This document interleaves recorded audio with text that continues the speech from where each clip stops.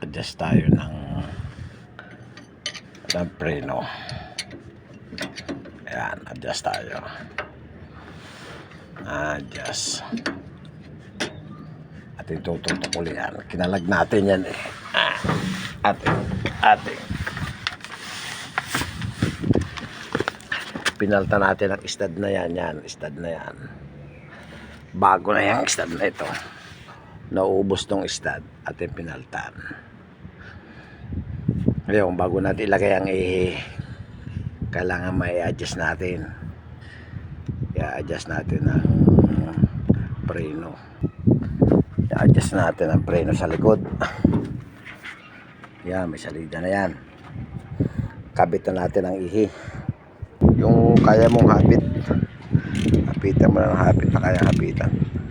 Lakwaser nasunod. Oo, nasunod yan. Nasisira ang lakwaser niyan. Kaya mo na. Nasisira siya dyan, nasisira ang lakwaser niyan.